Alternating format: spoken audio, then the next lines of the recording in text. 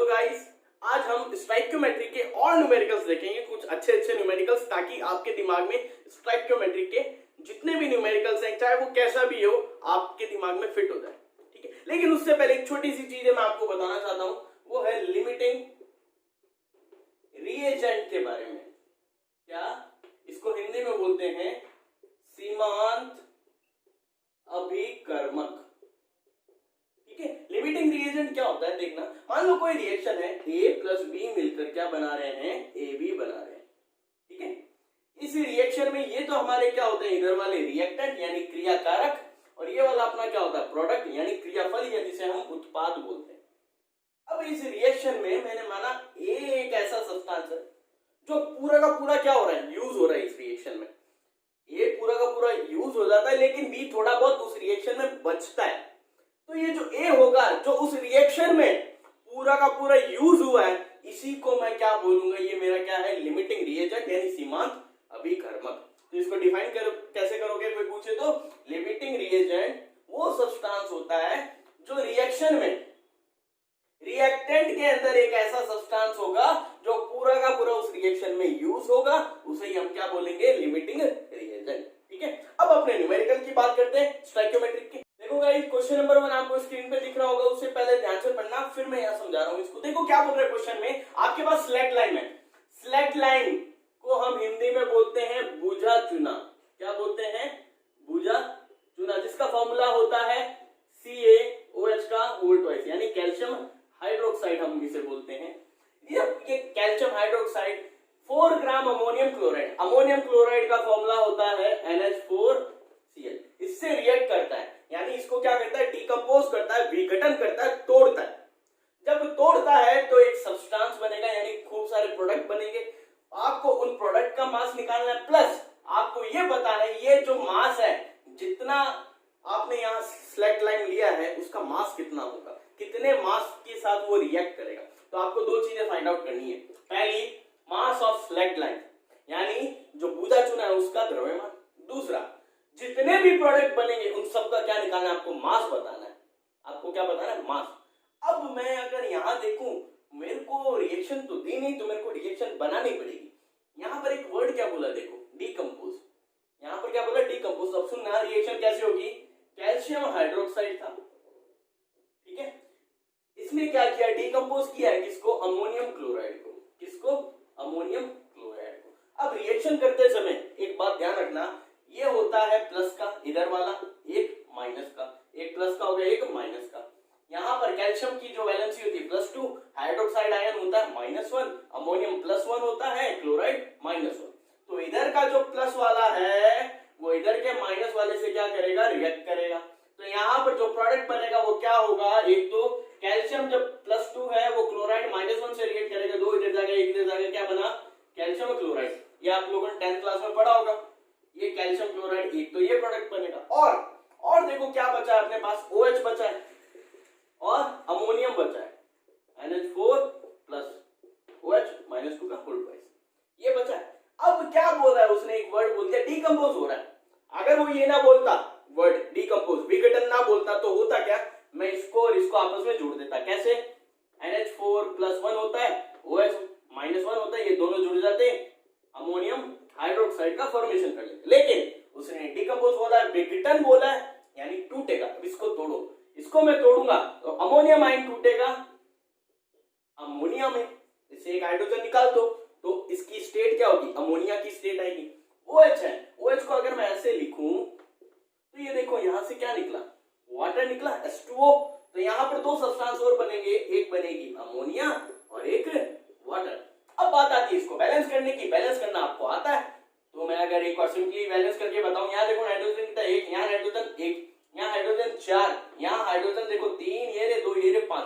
तो क्या odd even की कंडीशन आ रही है। अगर मैं यहाँ 2 की मल्टीप्लाई कर दूं, हाइड्रोजन कितने हो गए, 2, यहाँ कितना 1, तो यहाँ पर भी क्या करना पड़ेगा, 2 की मल्टीप्लाई करनी पड़ेगी। जैसे यहाँ 2 की मल्टीप्लाई की, हाइड्रोजन कितने हुए, 4 2 8, 2 ये रे 8 और 2 10, टोटल यहाँ रिएक्टेंट में हाइड्रोजन कितने हुए, 10। यहाँ देखो 3 2 6, 6 और 2 8, तो यहाँ क्या करना पड़ेगा, और 2 चाहिए मेरे को, मैं यहाँ 2 की मल्टीप्लाई कर दूं, 2 2 4 और 6, अब तो 10 हो गए। अब यहाँ हम आगे देखें, क्लोराइड कितना, 1, यहाँ यहाँ क्लोराइड कितने हैं 2, लेकिन यहाँ मैंने 2 की मल्टीप्लाई कर दी तो क्लोराइड भी क्या हो गया बैलेंस। अब यहाँ देखो कैल्शियम 1, यहाँ भी कैल्शियम 1। ओ की बात करूं कितने हैं 2, यहाँ कितने हैं, तो ये पूरी रिएक्शन क्या होगी बैलेंस होगी। बैलेंस करना आपको आता है। अब आगे चलते हैं अपने। अब देखो इस रिएक्शन में इनकी स्टोइकियोमेट्रिक कांस्टेंट देखूं, स्टोइकियोमेट्रिक देखूं, अगर मैं यहाँ नंबर ऑफ मोल्स की बात करूं, तो यहाँ कितना है 1, तो यानी ये 1 मोल। यहाँ कितना है 2, यानी 2 मोल। यहाँ कितना है 1, यानी 1 मोल। यहाँ कितना है 2, तो यहाँ 2 मोल, यहाँ 2 मोल। ये तो है मोल्स में स्टोइकियोमेट्री। लेकिन मैं यहाँ स्टोइकियोमेट्री देखना चाहूं, ये तो है भाई साहब मोल में, लेकिन मैं ग्राम में देखना चाहता हूं, यानी कितने ग्राम है ये सब इस रिएक्शन के अंदर, मेन रिएक्शन के अंदर। हमें अभी इसकी बात नहीं कर रहे कि कितना लिया, लेकिन जो रिएक्शन एक्चुअल में होनी चाहिए वो ये होनी चाहिए, है ना, उसके अकॉर्डिंग हम इसका निकालेंगे। अभी यहाँ पे टोटल नंबर ऑफ ग्राम्स देखूं, यहाँ पर इसका मॉलिक्यूलर मास देखें ग्राम में कैल्शियम हाइड्रोक्साइड का, वो कितना होगा। आप मॉलिक्यूलर मास निकालना, मैं यहाँ लिख देता हूँ सबके। यह आएगा 74 ग्राम, यह आएगा 107 ग्राम, यह आएगा 111 ग्राम, यह आएगा 34 ग्राम, यह आएगा 36 ग्राम। निकालोगे आप इस तरीके से, ठीक है। क्या करोगे, यहाँ 2 मॉलिक्यूल है NH4Cl के, तो क्या करोगे, पहले एक मॉलिक्यूल का निकालो, उसको 2 से मल्टीप्लाई करो। इसका भी निकाल लोगे, इसका अमोनिया के एक मॉलिक्यूल का निकालोगे, उसको 2 से, हाइड्रोजन यानी वाटर का एक मॉलिक्यूल का निकालोगे, उसके 2 से मल्टीप्लाई कर दोगे, तो ये आएगा। अब एक्चुअल में भाई साहब ये हो रहा है कि 74 ग्राम कैल्शियम हाइड्रोक्साइड 107 अमोनियम क्लोराइड से अगर रिएक्शन करता है तो डिकम्पोज कैसे होगा, 111 ग्राम कैल्शियम क्लोराइड का बनाएगा, इतना ग्राम अमोनिया का और इतना ग्राम वाटर का बनाएगा एक्चुअल कंडीशन में।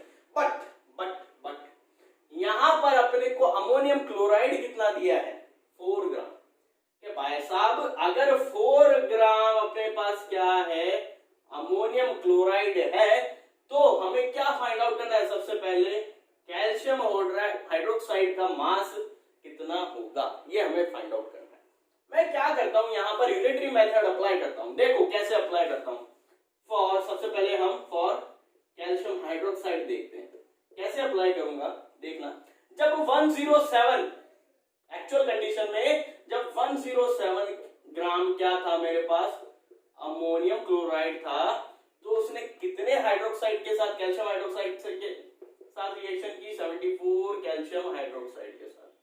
अगर ये 1 ग्राम होता तो कितना ही करता, 74 अपॉन 107। लेकिन एक्चुअल में अपने को कितना ग्राम दे रखा है, रियल में 4 ग्राम, तो क्या होगा 74 107 into 4 gram of calcium hydroxide. जब आप इसको सॉल्व करोगे तो आपके पास कैल्शियम हाइड्रोक्साइड का क्या आ जाएगा, मास आ जाएगा। इसको सॉल्व करूं, वैल्यू लिखूं 2.766 ग्राम। ये भाई साहब मास किसका है अपने पास, कैल्शियम हाइड्रोक्साइड का। एक्चुअल में जब 4 ग्राम अमोनियम क्लोराइड 2.76 ग्राम से क्या करेगा, रिएक्ट करेगा। अब अपने को क्या निकालना है, ये पहला आंसर आ गया अपना। अब अपने को निकालना है कि ये जो प्रोडक्ट बने इनका एक्चुअल में कितना मास बनेगा। ये तो है इस रिएक्शन के अकॉर्डिंग, लेकिन एक्चुअल में अगर हम देखें तो कितना बनेगा, तो उसके लिए देखो। अब अगर मैं देखूं कि भाई साहब जब 107 अमोनियम क्लोराइड था, 107 ग्राम क्या था, अमोनियम क्लोराइड था, और उसने जब कैल्शियम हाइड्रोक्साइड के साथ रिएक्शन की तो कितना ग्राम कैल्शियम क्लोराइड बना, 111 ग्राम।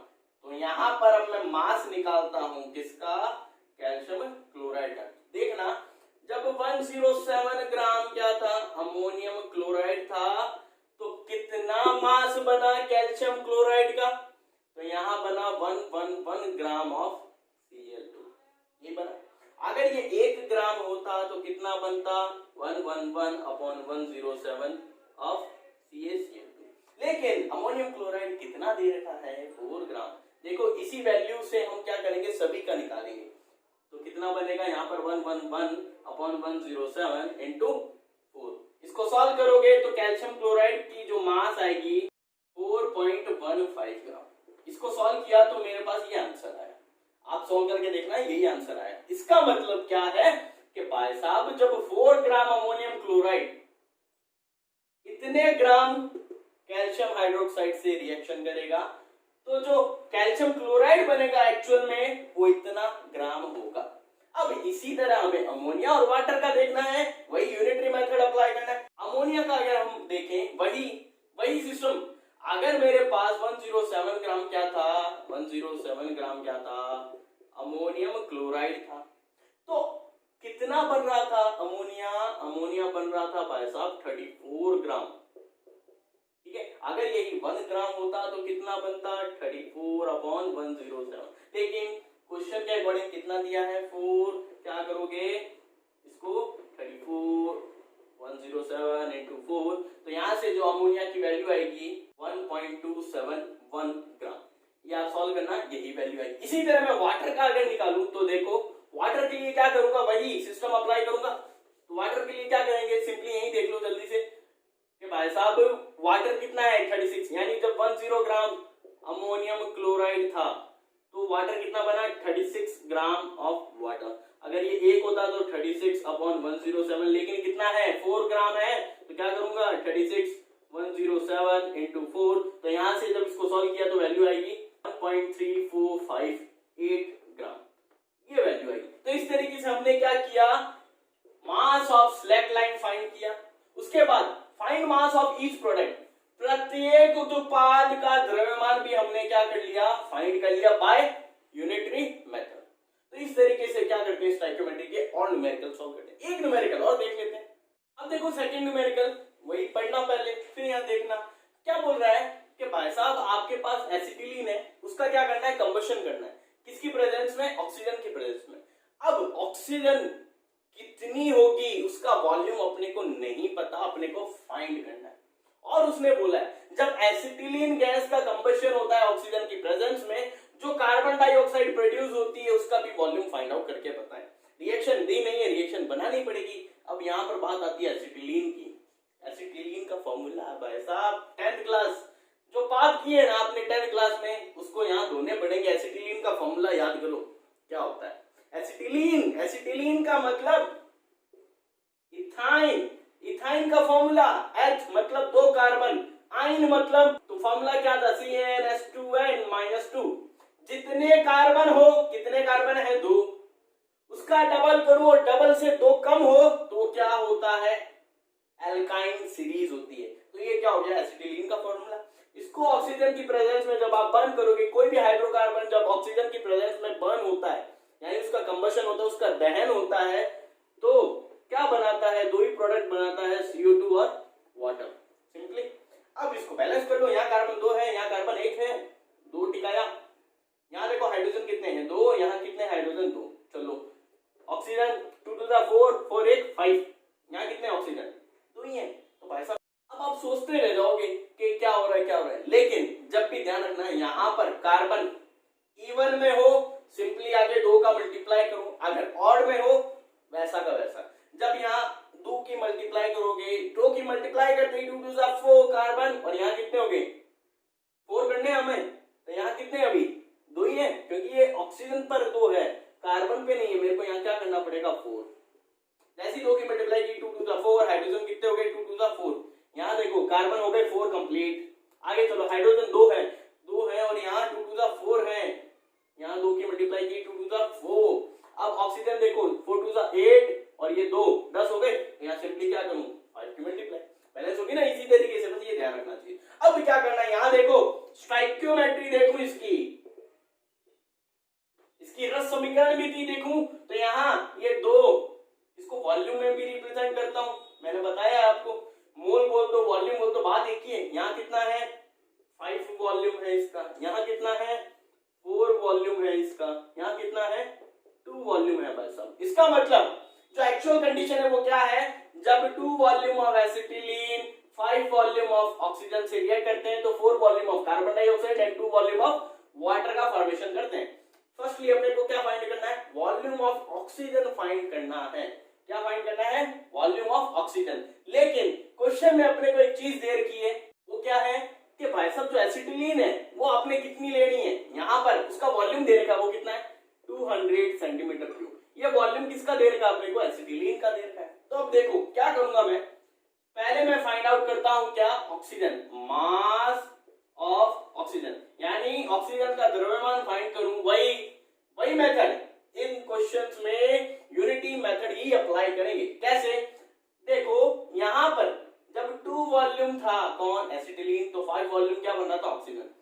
2 वॉल्यूम क्या था मेरे पास, C2H2 था, तो कितना वॉल्यूम ऑक्सीजन बन रहा था, 5 वॉल्यूम ऑफ ऑक्सीजन। अगर ये 1 मोल सॉरी मुंह से निकल गया, 1 वॉल्यूम होता तो कितना होता, 5/2। अगर अपने को कितना दे रखा है, 200 हो तो कितना बनेगा, 5/2 इंटू 200। कट आउट करो, अब जो वैल्यू आएगी यहां पर लिख रहा हूं मैं, mass of oxygen, cut out किया 100 इंटू 5, क्या आया, 500 सेंटीमीटर क्यूब। ये भाई साहब आंसर होगा आपका ऑक्सीजन का। क्या भाई साहब एक्चुअल में ये बनेगी जब आप 200 ग्राम क्या 200 सेंटीमीटर क्यूब एसिटिलीन लोगे तो 500 सेंटीमीटर क्यूब ऑफ क्या बनेगी आपके पास, ऑक्सीजन। अब वही अपने को क्या फाइंड करना है, कार्बन डाइऑक्साइड का, तो यही देख लो, जब कार्बन डाइऑक्साइड 4 वॉल्यूम बन रही थी, कब बन रही थी, जब हमने 2 वॉल्यूम क्या लिया, एसिटिलीन। जब 2 वॉल्यूम एसिटिलीन था, ये C2H2 लिख लेना, 2 वॉल्यूम एसिटिलीन था तो कितना वॉल्यूम, 4 वॉल्यूम CO2 बन रहा था। अगर ये 1 होता तो क्या बनता, 4/2, लेकिन एक्चुअली में है कितना, 200, तो क्या बनेगा, 4/2 इंटू 200, कट आउट किया तो आया 4 इंटू 100 यानी 400 सेंटीमीटर क्यूब। ये क्या आ गया, कार्बन डाइऑक्साइड का वॉल्यूम, ये आंसर। इस तरीके से हम क्या करते हैं, इनके क्वेश्चन